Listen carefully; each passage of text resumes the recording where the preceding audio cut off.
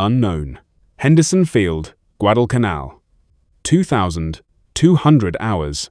In the thick darkness of the Solomon Islands, Private Robert Youngdeer of the 164th Infantry Regiment checks his M1 Garand rifle one final time. His unit had arrived on the island just 11 days earlier on October 13th, becoming the first U.S. Army formation to take part in offensive operations in the Pacific. Now positioned alongside Marines still equipped with bolt-action Springfield rifles, the soldiers of the 164th hold their semi-automatic weapons tightly, 8 rounds loaded in each clip. Through the oppressive humidity and the chorus of nocturnal insects comes a sound that chills every man on the line.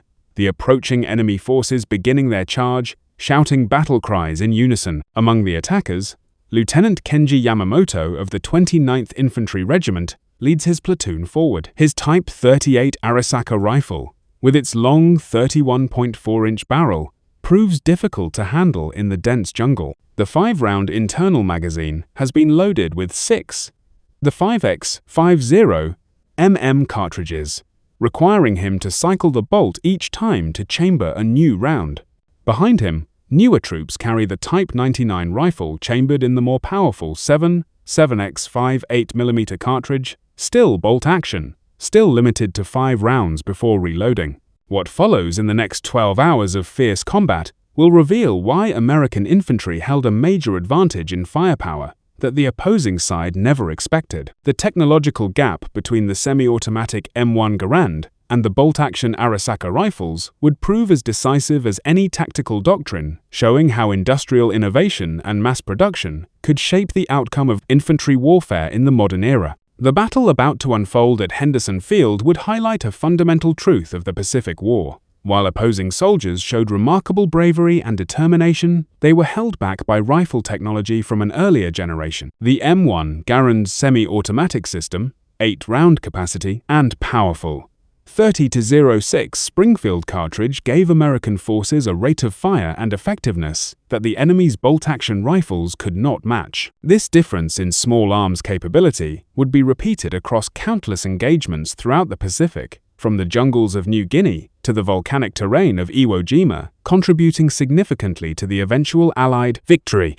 The M1 Garand came from the mind of Canadian-American designer John Cantius Garand, who began his work at Springfield Armory in 1919. After 17 years of development, testing, and refinement, the U.S. Army officially adopted his design on January 9, 1936, making America the first nation to issue a semi-automatic rifle as standard infantry equipment. The rifle fired the powerful 30-06 Springfield cartridge, launching a 150-grain M2 ball projectile at 2,850 feet per second from its 24-inch barrel, producing 2,656 feet of muzzle energy. The brilliance of Garand's design lay in its gas-operated, rotating bolt system, where a portion of gas from each shot cycled the action automatically. Each trigger pull fired 1 round, while the gas pressure ejected the spent casing and loaded the next, allowing a trained soldier to fire 40 to 50 aimed shots per minute, compared to 15 to 20 with a bolt-action rifle. The development wasn't without challenges.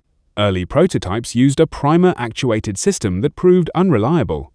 Originally designed for the 276 Pedersen cartridge, the rifle was later modified in 1932, after General Douglas MacArthur insisted on keeping the 30-06 round to use existing ammunition stockpiles.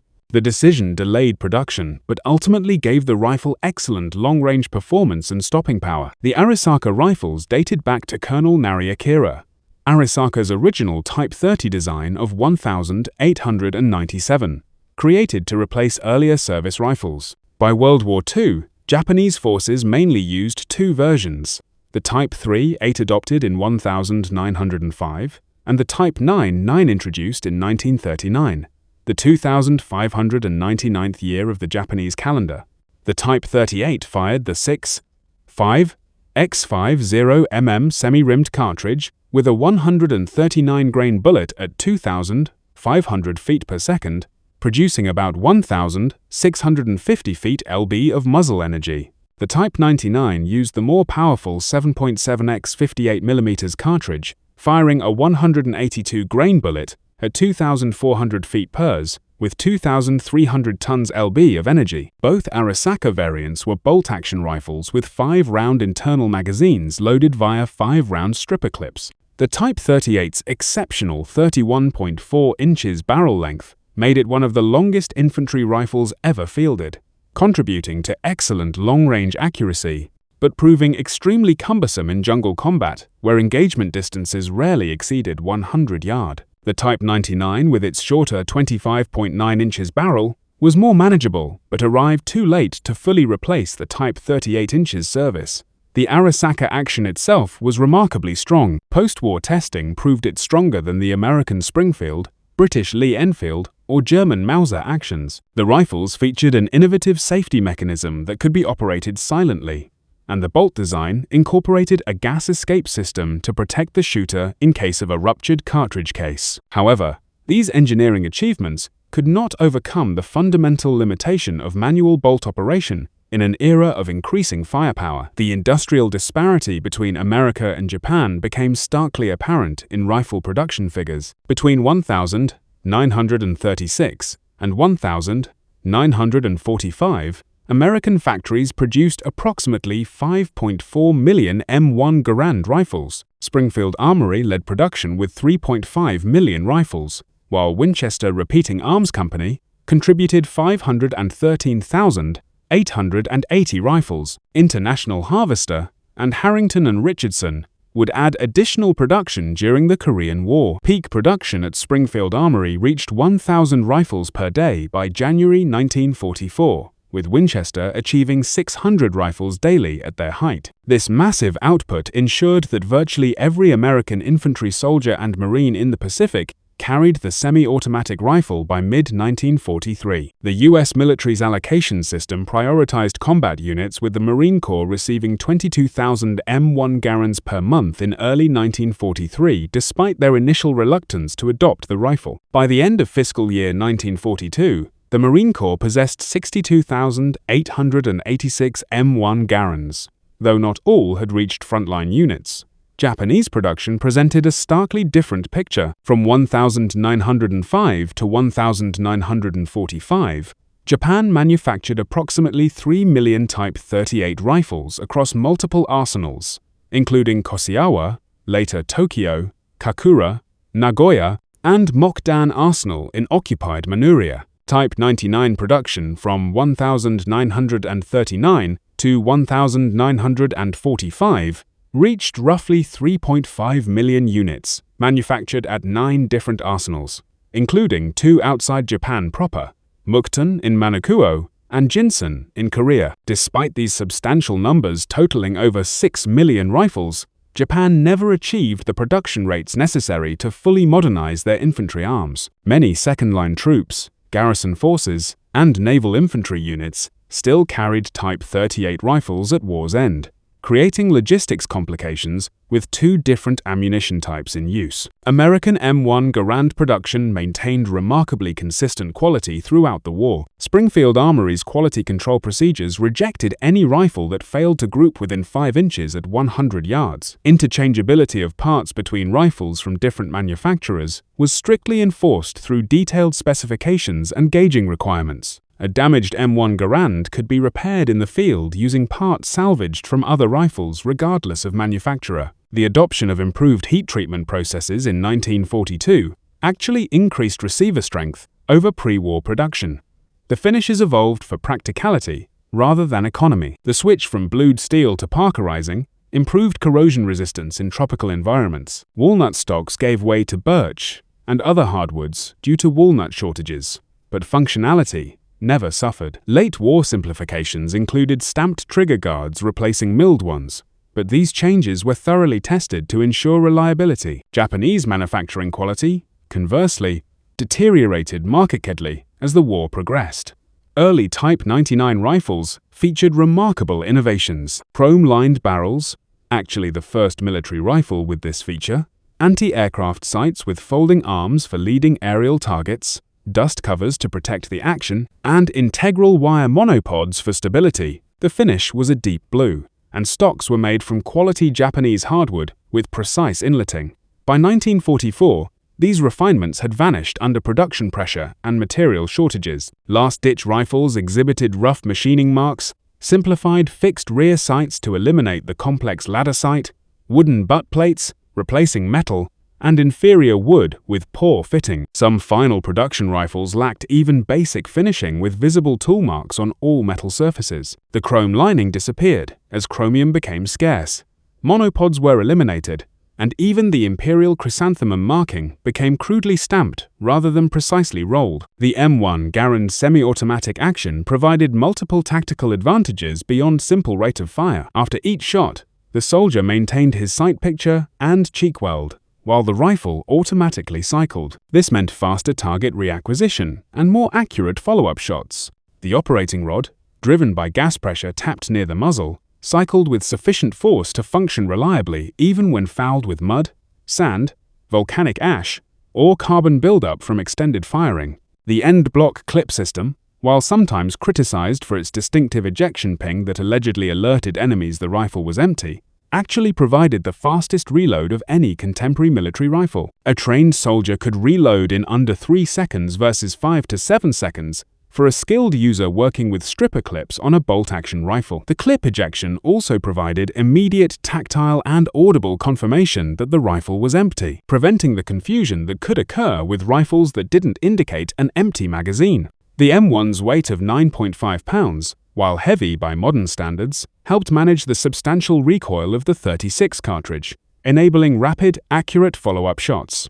The rifle's length of 43.6 inches was well balanced with weight distributed between the heavy barrel and solid woodstock. The two-stage military trigger, while not match-grade, provided consistent performance that soldiers could master with training. The Arisaka rifles, despite their robust construction and theoretical accuracy, suffered from inherent limitations of bolt-action operation that became critical in Pacific combat. After each shot, the soldier had to manually cycle the bolt through 4 distinct movements, rotating the bolt handle upward, pulling it fully rearward to extract and eject the spent case, pushing it forward to strip a fresh round from the magazine and chamber it, then rotating the handle down to lock. This process broke the shooter's firing position, disrupted sight alignment, and required 2 to 3 seconds even for a well-trained soldier. The Type 38's extreme length of 50.3 inches made it particularly unsuitable for jungle warfare. Japanese soldiers found the rifle catching on vines, difficult to swing onto targets in dense vegetation, and nearly impossible to use effectively in bunkers or fortified positions. The long barrel, while providing excellent long-range accuracy with minimal bullet drop, was a liability when combat ranges rarely exceeded 100 yards and often occurred at conversational distances. The 5-round magazine capacity meant Japanese soldiers had to reload 60% more often than Americans to fire the same number of rounds. Loading via stripper clips required opening the bolt, positioning the clip correctly, pressing the rounds down into the magazine, while withdrawing the clip, then closing the bolt, a process taking 5 to 7 seconds under ideal conditions and much longer under combat stress or in awkward firing positions. The 30306 Springfield cartridge used by the M1 Garand was already standard throughout the US military for the M1000, 903, Springfield rifle, M1000, 917 Browning machine gun, M1000, 919 Browning machine gun, and Browning automatic rifle. This commonality simplified logistics immensely. A single ammunition type could supply rifles, automatic rifles, and machine guns. The cartridge's rimless design fed reliably from clips, belts, and magazines. American ammunition production was staggering. The Lake City Army ammunition plant alone could produce 200 million rounds annually by 1943. Frankfurt Arsenal, Denver Ordnance Plant, and other facilities added hundreds of millions more rounds. Quality control ensured consistent ballistics. M2 ball ammunition maintained a velocity variation of less than 40 feet pers between lots. Japanese forces faced a more complex ammunition situation. Units equipped with Type 38 rifles required 6.5x 50mm semi-rimmed ammunition, while those with Type 99 seconds needed 7.7x 58mm rounds. The 6.5mm round, while generating less recoil and allowing soldiers to carry more ammunition, proved inadequate against covered positions and lacked stopping power. The 7.7mm round addressed these deficiencies, but created a dual supply requirement. This 2-caliber system created persistent logistics problems. Documented instances include the 23rd Infantry Regiment on Guadalcanal, receiving 7.7mm ammunition for their Type 38 rifles, rendering both weapons and ammunition useless. Similar mix-ups occurred during the Philippines campaign and on isolated island garrisons. The semi-rimmed design of the 6.5mm cartridge occasionally caused feeding problems in tropical conditions, where ammunition became corroded. When the U.S. Army's 164th Infantry Regiment, a North Dakota National Guard unit, arrived at Guadalcanal on October 13, 1942, they brought with them something the Marines desperately wanted: M1 Garand rifles. The Marines, still equipped primarily with M1903 Springfield bolt-action rifles, watched with a mix of curiosity and skepticism as the Army soldiers unloaded their new semi-automatic weapons. During the climactic battle for Henderson Field on October 24 to 25, 1942, the advantages of those rifles became unmistakably clear. Staff Sergeant Mitchell Page, a Marine machine gunner, fought beside the soldiers of the 164th Infantry and witnessed their impressive rate of fire firsthand. Private First Class James Cass of Company M, 164th Infantry, later recalled, "They came at us in waves, barely visible in the darkness except for the glint of their bayonets. With our Garands, we could fire 8 rounds before they covered 30 yards. Every man felt like his own machine gun crew. Shoot, cycle, shoot again, all without breaking our aim." As the attack intensified, the 164th companies were sent into the line one after another, reinforcing Marine positions that were beginning to give way. The devastating semi-automatic fire from the fresh Army troops helped stabilize the front. Colonel Bryant Moore, commanding the 164th, reported that his men fired more than 250,000 rounds of 30-06 ammunition over 2 days of battle. Enemy casualties mounted rapidly in front of the defensive lines, many the result of the disciplined, rapid, and accurate fire from M1 Garands. Marine Private Robert Leckie, who would later author Helmet for My Pillow, observed the Army troops in combat. "We thought they were green," he wrote. "These dogfaces with their new rifles. But when the enemy charged, those Garands roared like nothing we'd ever heard. Not the scattered cracks of our Springfields, but a steady thunder." Sergeant Masao Watanabe of the 29th Infantry Regiment, 2nd Division, survived the October offensive at Guadalcanal. In his post-war memoir, discovered in military archives, he reflected, "We were told the Americans relied too much on machines, that our fighting spirit would overcome them. Our officers assured us that one of our soldiers could match 10 of theirs, but that night, charging their lines felt like running into a wall of lead. Every American soldier seemed to have a weapon that fired as fast as our light machine guns. Our rifles, the same design used since our father's time, felt outdated. We fired once, worked the bolt, took cover, and fired again, but in that same moment, the Americans had already fired several more rounds." Watanabe noted that the tactics once effective against Chinese forces, often armed with older rifles or limited ammunition, were disastrous against American firepower. Human wave assaults that once broke through weaker positions now dissolved before sustained semi-automatic fire. "We could not get close enough to use our bayonets," he wrote. "Our courage meant nothing when we were stopped dozens of meters from their lines." Lieutenant Hiroshi Takahashi of the 230th Infantry Regiment offered a similar account in a letter recovered later. "The American automatic rifles are devastating," he wrote. "Each man can fire as fast as our light machine guns. When we advance, it sounds as though we're attacking a line defended entirely by machine guns." By late 1943, the lessons of Guadalcanal were clear. At Cape Gloucester that December, Marines of the 1st Marine Division, now fully equipped with M1 Garands, landed amid torrential rain on New Britain. Private First Class Eugene Sledge, author of With the Old Breed, later wrote, "That Garand was the most reliable piece of equipment we had. In rain that came down like waterfalls, in mud that clung like quicksand, that rifle kept firing. The enemy's bolt-action rifles couldn't keep up. When they tried to establish positions in the jungle, we could pour so much fire into the trees that leaves fell like rain." Marine Sergeant John Basilone, who earned the Medal of Honor on Guadalcanal primarily for his actions with machine guns, also carried an M1 Garand as his personal weapon. The Garand gave every Marine the firepower of 3 men with bolt-action rifles, he said. In the jungle, when you only see the enemy for a second or two, being able to fire multiple shots without working a bolt can be the difference between surviving or not. During the Battle of Saipan in June 1944, the largest massed charge of the Pacific War involving over 3,000 attackers struck the American lines before dawn. By then, both Army and Marine forces were armed almost entirely with M1 Garands, and their disciplined, rapid firepower would once again prove decisive. On July 7th, Private First Class Harold Agger Home of the 4th Marine Division, armed with his M1 Garand, helped repel one of the largest assaults of the Pacific Campaign. Corporal John Miller later remembered, "They came at us shoulder to shoulder, shouting at the top of their lungs. Our Garands never stopped firing. As fast as we could pull the trigger, we fired. The ping of empty clips ejecting was constant, like deadly music in the dark. Their bolt-action rifles just couldn't match our volume of fire. They might get 1 or 2 shots off before our semi-automatics overwhelmed them."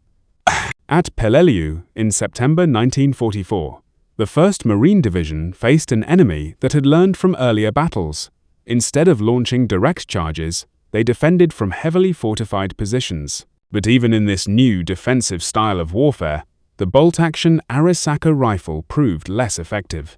Marine Corporal R.V. Bergin recalled, "When we spotted a position, we could saturate it with rifle fire. 4 or 5 of us with Garands could put 40 rounds into a cave entrance in the time it took them to fire 5 or 6 shots back. We'd keep them pinned down while other Marines maneuvered with flamethrowers or demolitions." American training doctrine for the M1 Garand focused on maximizing its semi-automatic capabilities without sacrificing accuracy. Across bases like Fort Benning, Camp Perry, and others, soldiers spent weeks mastering their rifles. The standard qualification course required engaging targets between 100 and 500 yards, emphasizing rapid target acquisition and steady trigger control. The U.S. Army's Field Manual 23-5, U.S. Rifle, Caliber, 30, M1, specified that soldiers should maintain a rate of 40 to 50 accurate shots per minute in combat. Training emphasized sight alignment and recovery between shots, as the rifle's semi-automatic action allowed continuous fire without breaking position. Soldiers were taught to fire, observe, impact, adjust, and re-engage quickly, fully exploiting the rifle's potential. Ammunition allocations for training were generous. Each trainee fired at least 210 rounds during qualification, with additional ammunition for advanced marksmanship and field exercises. Combat units preparing for deployment often expended thousands of rounds per soldier. This live-fire training built muscle memory, confidence, and composure under fire, crucial skills in the chaos of battle. The Marine Corps, initially cautious about adopting the M1 Garand due to fears it might encourage wasteful firing and reduce accuracy,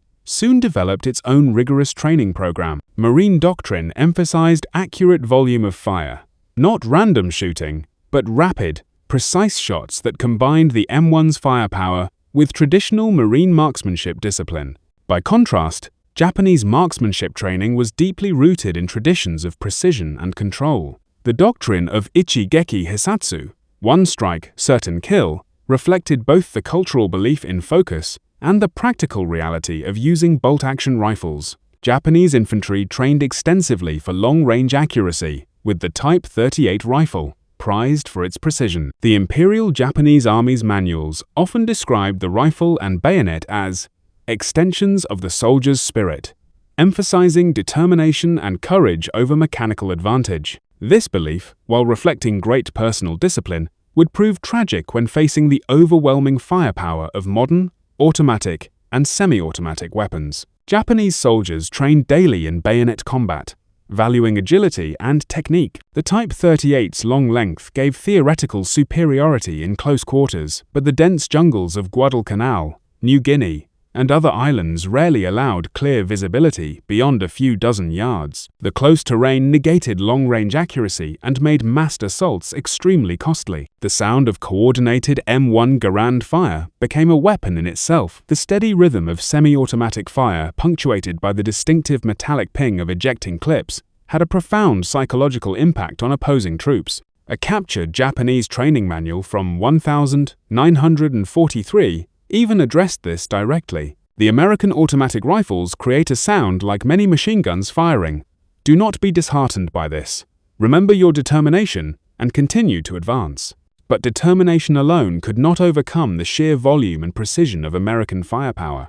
One captured Japanese soldier, Yukio Nakamura, later told interrogators, "We had courage and training, but their rifles fired so fast, it was like facing an army of machine gunners."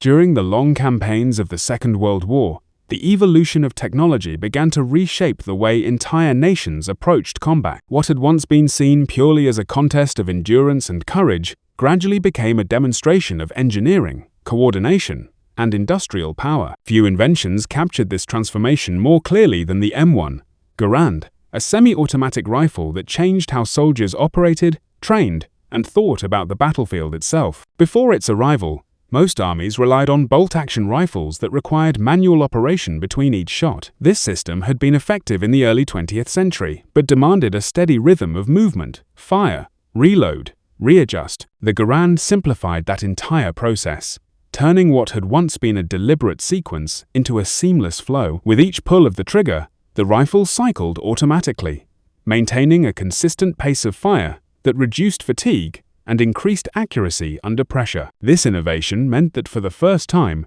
the average infantry soldier could maintain a high rate of precise, controlled fire without depending on specialized support weapons. It also allowed small units to coordinate in entirely new ways. Teams could now alternate between covering and maneuvering with greater efficiency, maintaining constant operational momentum. The rhythm of the battlefield became smoother, more fluid, and more synchronized, a far cry from the fragmented exchanges of earlier conflicts. For the United States, the Garand quickly became more than just a tool. It was a symbol of the country's growing industrial and logistical capability. Mass production allowed American forces to standardize equipment across vast theaters of operation, ensuring that every soldier shared the same level of technological advantage. The rifle's sturdy design meant that it could function reliably in a wide range of climates, from humid tropical conditions to the cold and rain of northern campaigns. Training for this new system was extensive.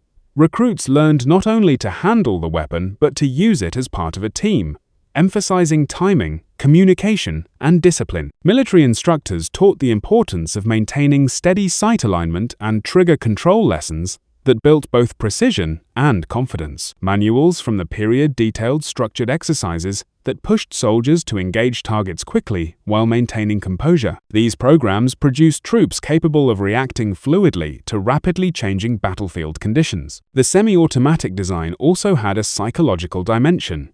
Knowing that one's equipment could perform consistently under stress provided reassurance that translated into calm decision-making. Many veterans later described how this reliability fostered a sense of stability, a small but vital factor amid the unpredictability of wartime. On a larger scale, this technological edge influenced military planning itself. Commanders could calculate expected performance more accurately, coordinating artillery, infantry, and logistics with tighter precision. Units equipped with reliable, fast-cycling rifles could hold positions, support advances, and respond rapidly to unexpected developments. It was an invisible but decisive layer of control that shaped the outcomes of entire campaigns. Meanwhile, other nations approached the challenge of modernization differently. Some emphasized traditional marksmanship and discipline rooted in earlier doctrines, placing greater faith in the skill of the individual soldier. These philosophies were often built upon the successes of previous generations,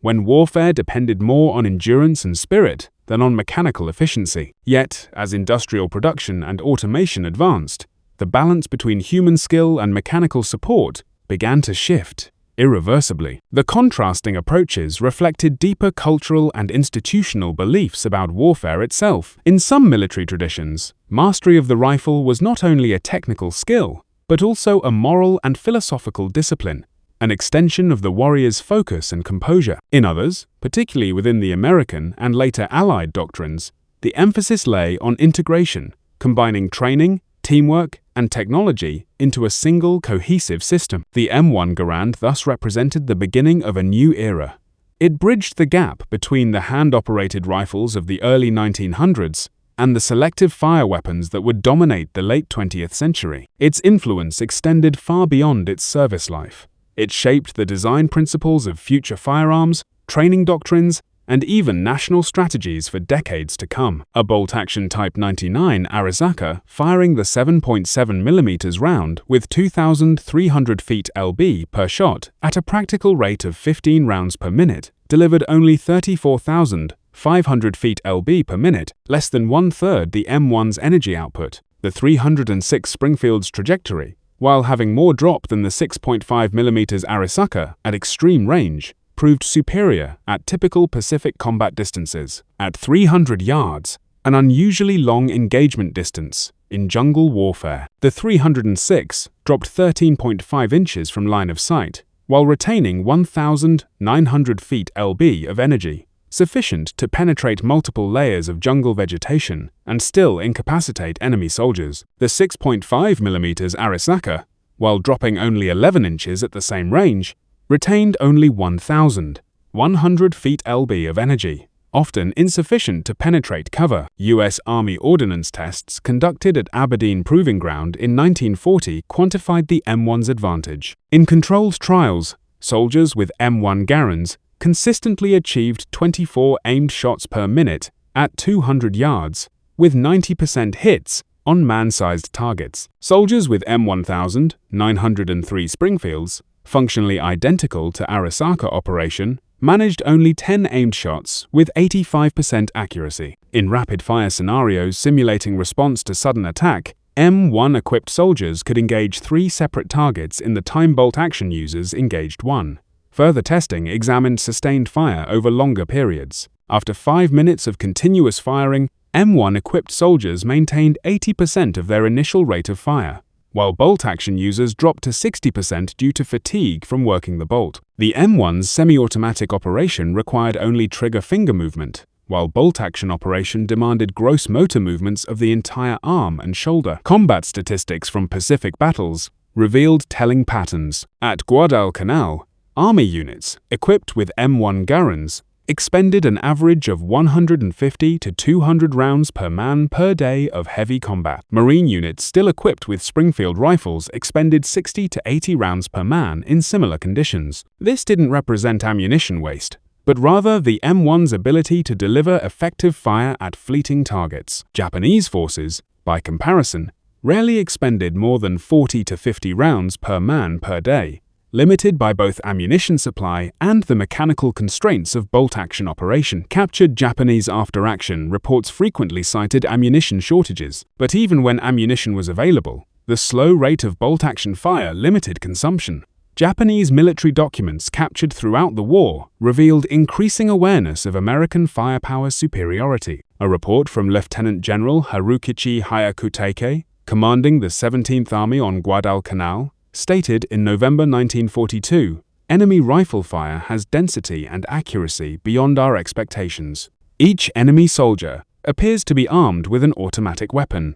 Our forces cannot achieve fire superiority, even with numerical advantage. Recommend emphasis on night operations and infiltration tactics to negate enemy firepower advantage." By 1944, Japanese tactical doctrine had evolved to acknowledge American material superiority. The instructions for the decisive battle issued to defenders of the Marana Islands stated, "The enemy's automatic rifles and machine guns create an impenetrable wall of fire during daylight. All attacks must be conducted at night or under cover of adverse weather. Daytime movement invites annihilation." Lieutenant General Tadamichi Kuribayashi, the brilliant defender of Iwo wrote in January 1945, "The American automatic rifles are remarkable weapons. Each soldier possesses firepower equal to 3 or 4 of our riflemen. We must not waste lives in futile banzai charges against such firepower. Instead, we will make them pay for every meter of ground from fortified positions." His defensive strategy, avoiding suicidal charges in favor of defense in depth, prolonged the battle but could not overcome American material superiority. The Japanese made several attempts to increase infantry firepower. The Type 100 submachine gun, introduced in 1942, was intended to provide automatic fire capability. However, production reached only about 27,000 units by war's end, insufficient to make a strategic difference. The weapon also fired the relatively weak 8mm Nambu pistol cartridge, lacking the range and stopping power needed for Pacific combat. More revealing was the Japanese effort to copy the M1 Garand itself. When American forces captured the Yokosuka Naval Arsenal in 1945, they discovered the Type 4 rifle program. Engineers at Yokosuka had reverse-engineered captured M1 Garands, modifying the design to use Japanese 7.7mm ammunition and feed from a 10-round internal magazine loaded with standard 5-round stripper clips. The Japanese had even improved certain aspects using a rubber recoil pad and adding a last-round bolt hold open feature. However, Japanese industry proved incapable of mass producing this complex design. While they had manufactured parts for approximately 250 rifles, only 100 to 125 had been assembled into complete weapons. The Type 4 program revealed that Japanese military engineers fully understood the M1's advantages, but lacked the industrial infrastructure to produce it in meaningful numbers. Beyond industrial limitations, Japanese military culture resisted emphasizing material factors over spiritual ones. Colonel Masanobu Tsuji, a staff officer who served in multiple theaters, wrote after the war, "We knew the Americans had superior weapons, but to acknowledge this openly would have destroyed troop morale. We had to maintain belief in spiritual superiority, even as our soldiers were mowed down by American automatic weapons." This cultural resistance extended to training. Even as late as 1944, Japanese infantry training emphasized bayonet practice and night infiltration over marksmanship. The official infantry manual devoted 3 pages to rifle marksmanship, but 12 pages to spiritual preparation and bayonet fighting. This imbalance reflected deep-seated beliefs about the nature of warfare that technical realities could not easily overturn. The Battle of Okinawa, April through June 1945, provided the ultimate test of American firepower versus Japanese determination. Here on Japan's doorstep, 180,000 American troops faced 120,000 Japanese defenders in what would become the bloodiest Pacific battle. The Japanese, under Lieutenant General Mitsuru Ushiyama, had learned from previous defeats. Instead of wasteful banzai charges, they prepared elaborate defensive positions in Okinawa's rocky terrain. Yet, even in defense, the limitations of bolt-action rifles proved critical. When American forces advanced, Japanese defenders, armed with Arisaka rifles, could rarely deliver sufficient volume of fire to stop them. Private First Class Desmond Doss, the conscientious objector medic who would receive the Medal of Honor, later described the sound of American rifles supporting his rescue efforts. The Garands were firing so fast it sounded like one continuous roar. Our boys could keep Japanese heads down while I went out for wounded. If they'd all had bolt-action rifles like the Japanese, I never could have saved those men. On May 4, 1945, the Japanese launched their only major counteroffensive of the battle. 5,000 Japanese soldiers attacked American lines in a coordinated assault designed to break through to the American rear areas. The attack began at 0430 hours with the largest artillery barrage Japanese forces had managed in the Pacific War, 12,000 rounds in 30 minutes. As Japanese infantry emerged from their positions and charged across open ground, they met a wall of American fire. Private First Class Martin Brennan of the 17th Infantry Regiment recalled, "They came at us in waves, but not the wild banzai charges we'd seen before. These were organized attacks with fire support, but our Garands never stopped firing. 8 shots, ping, reload, 8 more shots. The noise was incredible. The Japanese, with their bolt actions, would fire once, maybe twice. Then our semi-auto fire would cut them down. The attack shattered against American firepower with horrific Japanese losses, 4,000 dead versus 714 American casualties. The rapid fire of thousands of M1 Garands, supported by automatic weapons and artillery, created killing fields where Japanese courage could not overcome material disadvantage. Even when Japanese soldiers reached American lines, the close-range firepower advantage of semi-automatic rifles proved decisive. Sergeant William Manchester, who would later become a renowned historian, fought on Okinawa with the 29th Marines. He wrote, "The M1 rifle was our best friend. In the chaos of close combat, being able to fire 8 times without working a bolt saved countless American lives. I saw Japanese soldiers trying to work their bolt actions while under fire, their hands shaking, fumbling with the mechanism while our boys simply kept pulling triggers, planning for Operation Downfall. The invasion of Japan, scheduled to begin with Operation Olympic in November 1945, assumed the M1 Garand would play a crucial role. Military planners studying casualty rates from Okinawa calculated that American forces would need massive firepower superiority to overcome expected Japanese resistance on the home islands. Production plans called for 500,000 replacement M1 rifles for the operation, with Springfield Armory and Winchester increasing production to a combined 2,000 rifles daily by August 1945. International Harvester was scheduled to begin production at a third facility. The ammunition requirement was staggering. Planners estimated needing 100 million rounds of 306 monthly for rifle use alone. Testimony to the volume of fire expected from M1-equipped troops. Intelligence estimates suggested Japanese homeland defense would include 2.5 million Arisaka rifles in military hands, plus millions more distributed to civilian militia units. However, many of these were training rifles, obsolete models, or last-ditch single-shot weapons. The Type 99 substitute standard rifles being produced in 1945 were so crude that American intelligence questioned their safety for the user. American planners calculated that each invasion beach would require suppression of Japanese positions by naval gunfire and aerial bombardment, followed by assault troops, whose M1 Garands would provide the volume of fire needed to overcome defenders. Studies of Pacific battles showed that American forces with semi-automatic rifles suffered 40% fewer casualties than projected for troops armed with bolt-action rifles in similar situations. The Japanese,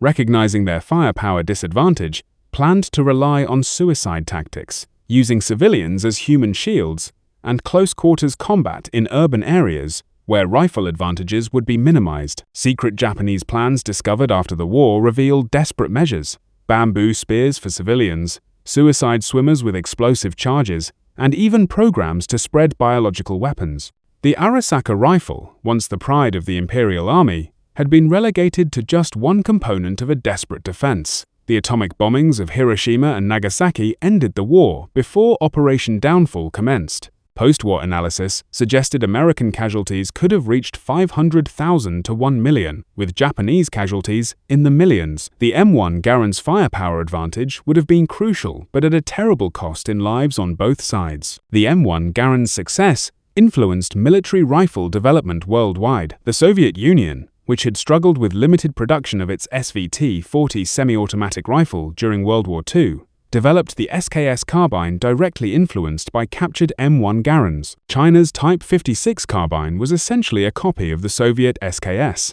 France developed the MAS-49, taking lessons from both the M1 Garand and their own pre-war semi-automatic experiments. Even Britain, traditionally conservative in small arms adoption and satisfied with their Lee-Enfield rifles during the war, began developing semi-automatic rifles immediately post-war. The Belgian FN-49, the Swiss Stu 57, and the Italian BM-59 all reflected lessons learned from America's semi-automatic success in World War II. The M1 Garand continued serving through the Korean War, where it again proved superior to bolt-action rifles used by Chinese and North Korean forces. In the early stages of that conflict, American forces in Korea, armed with M1 Garands and supported by automatic weapons, repeatedly stopped massive Chinese human wave attacks, reminiscent of Japanese banzai charges. The rifle served until gradually replaced by the M14 in the late 1950 seconds and early 1960 seconds. In a remarkable historical irony,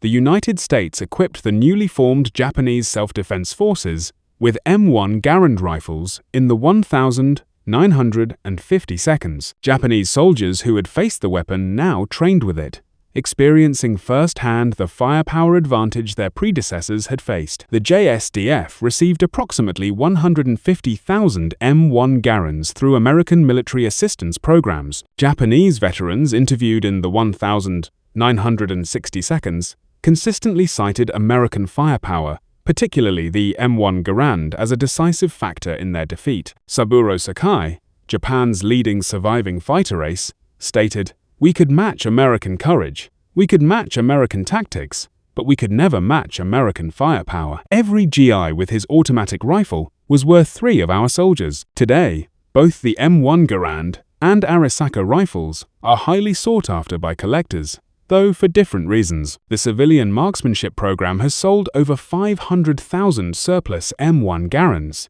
to American citizens since its inception, making it one of the most common military collectibles. The rifle's distinctive ping has become iconic in popular culture, featured in countless war films, television shows, and video games.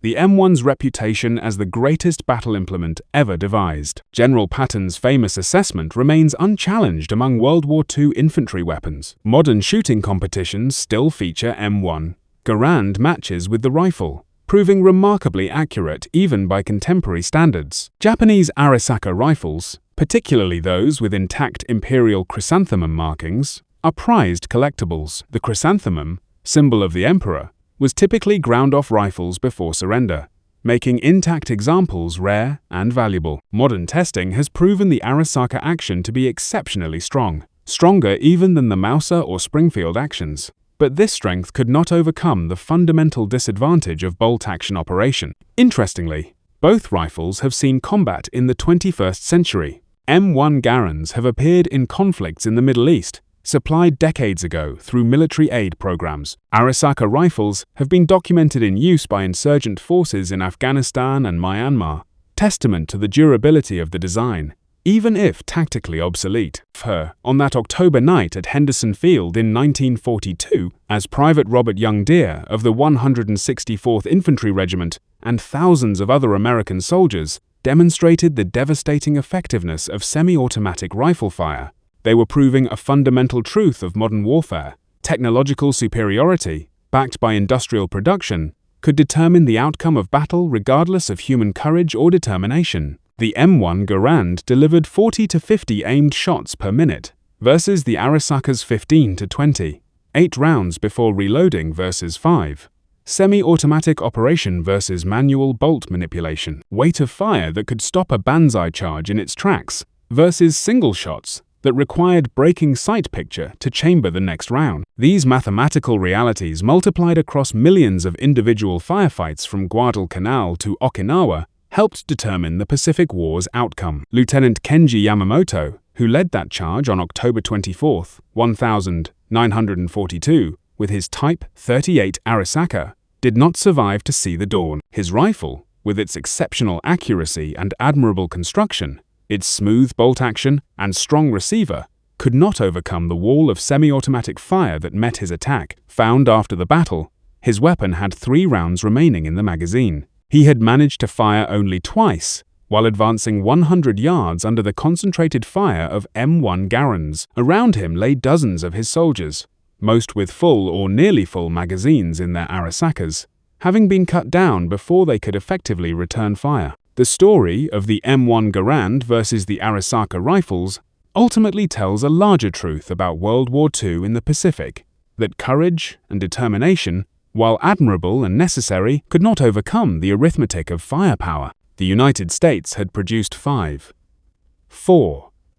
million M1 Garands by war's end, ensuring that virtually every American rifleman possessed semi-automatic firepower. Japan, despite producing over 6.5 million rifles total, never escaped the technological constraints of bolt-action operation, never could match the volume of aimed fire that semi-automatic rifles produced. General George S. Patton's assessment of the M1 Garand as the greatest battle implement ever devised was not hyperbole, but mathematical fact. From the steaming jungles of Guadalcanal, where the rifle first proved its worth in American Army hands, to the volcanic ash of Ewima, where Marines used it to break Japanese strongpoints. From the monsoon-soaked horror of Cape Gloucester to the desperate urban combat anticipated for Japan itself, the M1 Garand proved itself as more than just a rifle. It was a war-winning weapon that gave American forces a decisive edge in the most brutal theater of the world's most terrible war. The distinctive ping of an ejecting en-bloc clip